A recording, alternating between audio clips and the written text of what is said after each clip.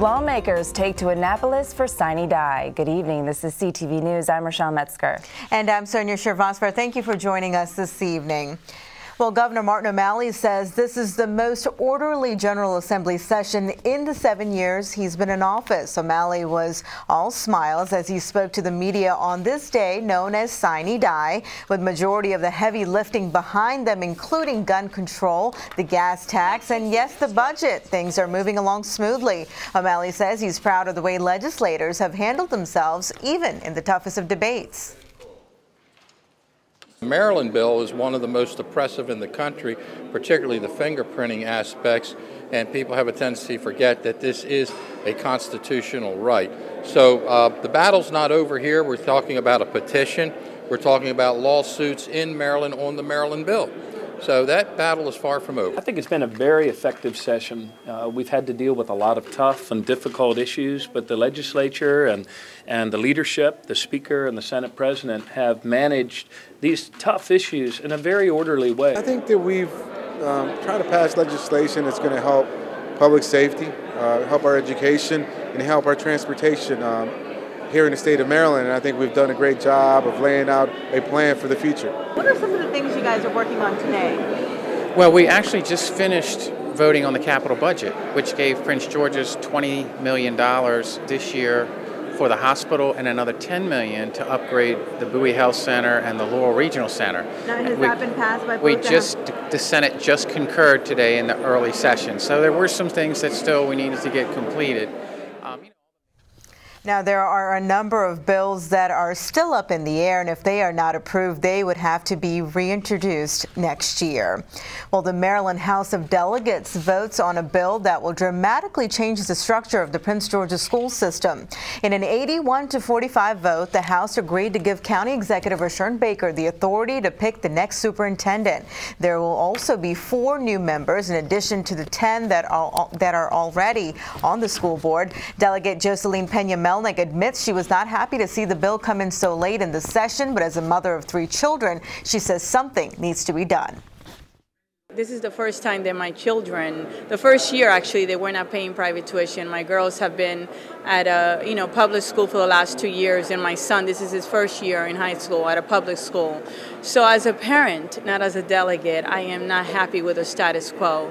We don't have that many choices. And why I voted was because under this bill, the board will be able to have the much needed support, staffing, and expertise to be able to make a lot of these decisions. We started the session with the bill I authored, which was to do a task force and start to evaluate our school board. It's $1.6 billion, one of the largest in the state, one of the largest in the nation. And then it passed the House of Delegates, and timing-wise, coincident with the appointment of a new superintendent, the county executive made this very important decision to do the changes now, because they needed to be done legislatively.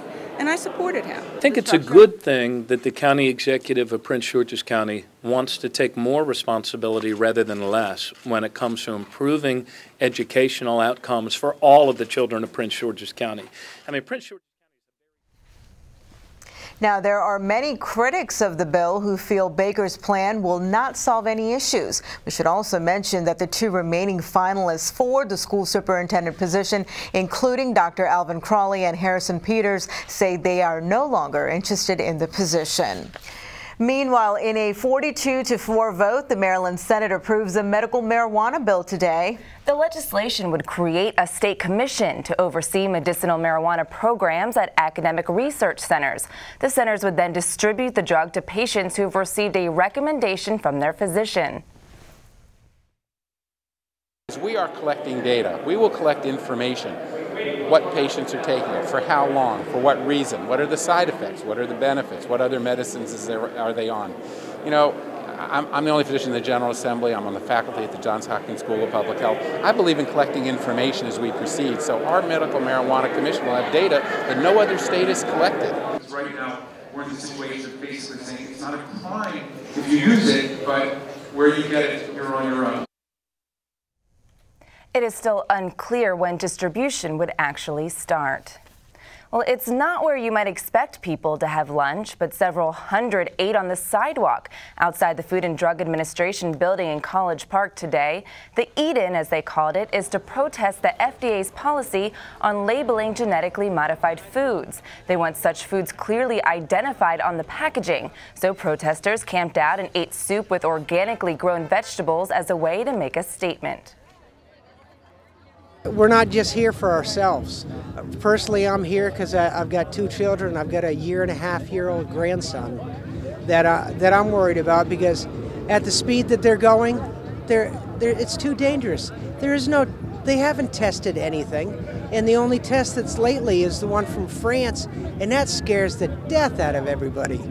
And I don't want my grandson to have any of those health problems. We've petitioned the government. They've received 1.2 million comments from the public asking for GMO foods to be labeled. It's the most popular petition ever to this agency. They essentially have ignored it. So we have no choice but to come out here and protest. And we're going to keep doing this. The protesters believe that autism, attention deficit disorder, Alzheimer's, and other diseases are linked to genetically modified foods. In a statement, the FDA says it supports voluntary labeling of genetically modified foods and that the agency's role is to make sure foods under its purview meet safety, labeling, and other regulatory requirements. The effects of sequestration, $85 billion in automatic across-the-board spending cuts, is being felt by companies and businesses big and small. Many Maryland biotech companies rely on federal funding for research, drug development, and clinical trials. Today, Senator Ben Cardin and Congressman John Delaney held a roundtable discussion on the Rockville campus of Johns Hopkins University. Both talked about not slowing down progress and the importance of staying competitive regionally and internationally. Industry representatives say they are concerned about the impact limited funding will have on research and an increase in the amount of time it takes to get FDA approvals. I think that the sequestration, if they can do something about it, then it will turn around everything. Well, first we heard that how important the funding at the National Institutes of Health, NIH, is for small businesses and larger companies. That's the building block. They need NIH funded at an appropriate level in order to create the jobs we need for our economy and to answer the concerns we have about major diseases. Federal grants for Maryland's life science activities exceeded $1.5 billion in 2010.